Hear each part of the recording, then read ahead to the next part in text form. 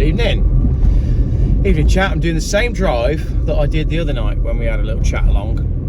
There's some lights as we drive through this section, and then we're probably going to lose the light a little bit, but this is more of a listen along. Just been listening to a bit of Reverend Simon Sideways, getting very drunk and being on a rant, and it's interesting how people all around are starting to see.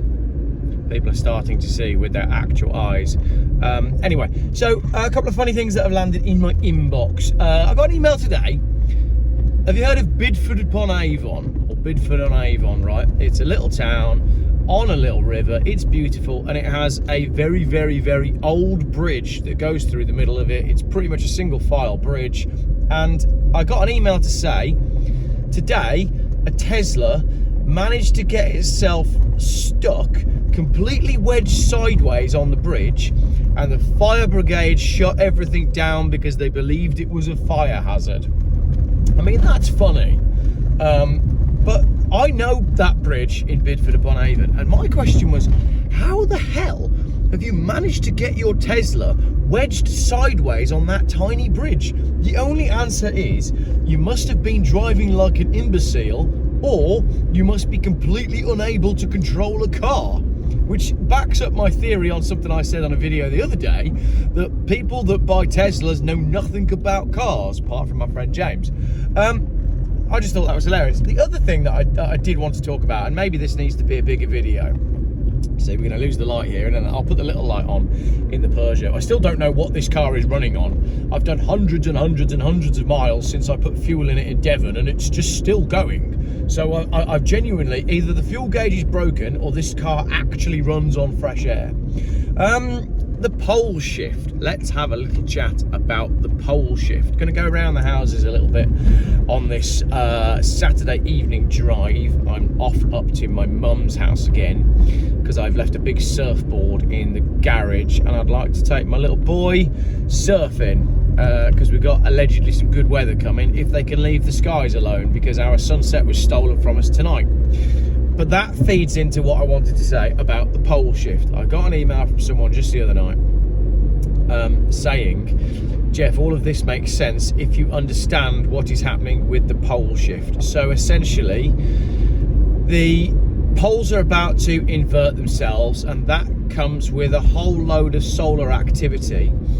And what it essentially means is during this process, we are going to see massively elevated levels of essentially, I don't fully understand it, but essentially sun radiation. And that means there's going to be a period of time where everything is knackered, like globally. So the people in charge of the world, the theory is, the people in charge of the world know that this pole shift is coming. So what they're trying to do is prepare for it. When the pole shift happens, it's going to completely wipe out the way sort of daylight and everything works, and you'll probably know more about this than me. And in order to get ready for that, what they need to do is practice mitigating sunlight, i.e. with cloud seeding. They're going into the dark bit now, ironic. They need to practice removing sunlight from the atmosphere to stop this harmful stuff coming through, and they need to get rid of a massive swathe of the population, because the only people that will be left during this period is the elites, which will live underground in bunkers, and the slave class that will be kept to a minimal level in order to keep essentially things going. Now, you could say that that is a conspiracy too far, but let's look at the evidence. We know that there is weather manipulation going on, and we know that the elites are building bunkers, right? So that's two pretty strong red flags. We can see that there's major population control going on at the minute, and we can see that globally we've got all the people in power doing their very best to get society locked down as hard as possible.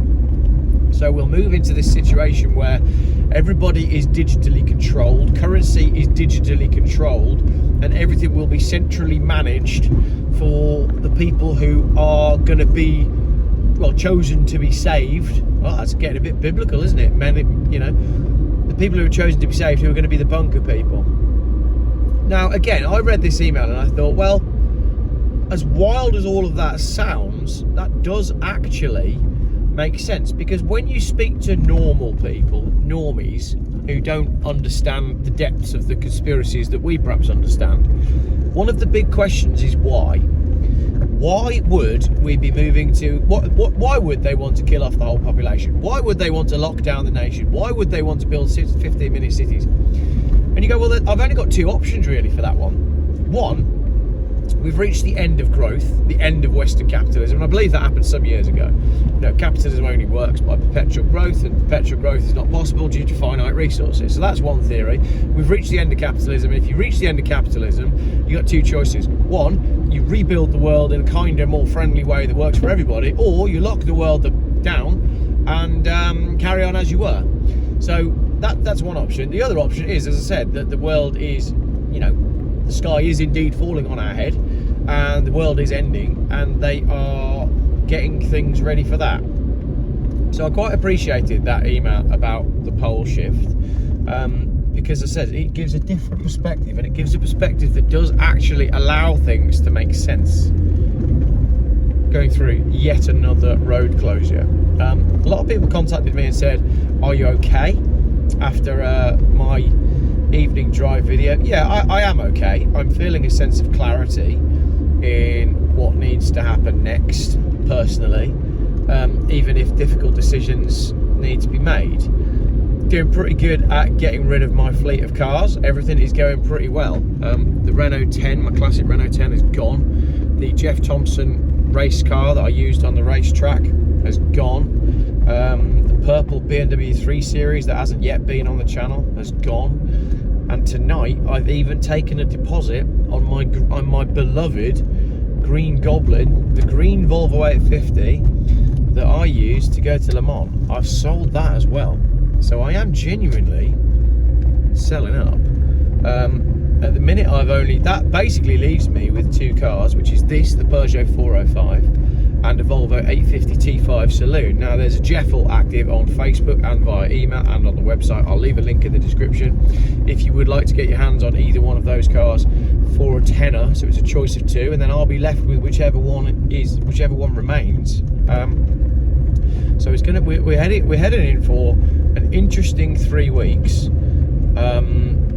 globally, nationally, and Jeffally, because there's going to be lots of things changing in my life over the next 3 weeks, all of which will become apparent because I can't keep my mouth shut. So that will be on the channel in due course. So, how are you? Is everything all right in your world? As I said, those are the two main things I wanted to talk about: the pole shift and that ridiculous Tesla situation. Couldn't sleep at all last night. I could not sleep at all. So I got into, how did I even end up in this? I ended up thinking I want to make a video about the best race I've ever watched, which is the 15th round of the 1992 Silverstone British Touring Car Championship.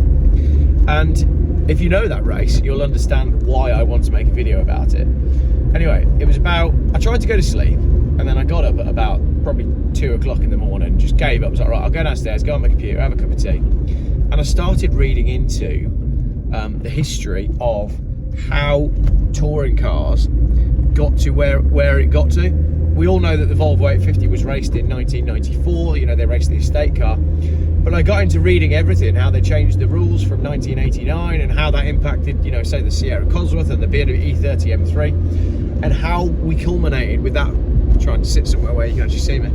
How we actually culminated with that fantastic race at Silverstone in 1992. So I downloaded all the footage. It's going to be a really nice, like a genuine Jeff video, bit of a documentary. I've written the script and I'm quite happy with the script, and it'll probably get watched by no one, but I really enjoy making that sort of content. And then there's 2 videos going out that I edited last night early in the morning on the Adventures with Jeff channel. One's gone up tonight, which is about the Shelsley Walsh Classic Nostalgia event, which in my opinion is better than Goodwood. And there's one going out tomorrow, which is just a short documentary of when we went camping down in Devon and we stayed on an active airfield. So if you like aeroplanes and you like Devon, you'll like that video as well. So light-hearted stuff, is still going up sporadically on the Adventures with Jeff channel. And I think that's it for tonight. I'm going to be interested to see what these guys do. Hopefully we're going to get a good couple of days. We're going to be able to do some fun stuff with the kids if they can leave the skies alone. Let me know how you are. Let me know how you are holding up. Let me know how you're coping. And let me know how you get on with talking to normal people that don't understand the true gravity of where we're at in the world. Or am I crazy and is everything actually just fine? 10 minutes, very dark.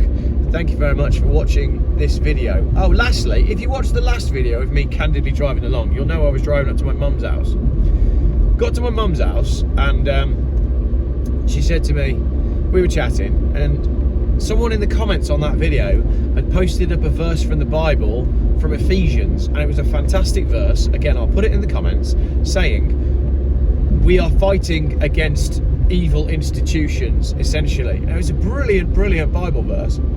And that comment came in while I was sort of sat chatting to my mum, and I was like, oh mum, get your Bible out, pull up this verse. And she read it out, and she was like, oh, that's interesting. And then, because I chat to her a little bit about what I do with YouTube, and she doesn't ask too many questions. And as I left, she just, as I was walking down the drive, she just goes, try and keep your mouth shut about things, will you? I was like, okay, cheers mum. And then I said, I'm going to put that in a video. So there I am, putting that in a video. Jeff's mum says, Jeff, keep your mouth shut. Cheers for watching.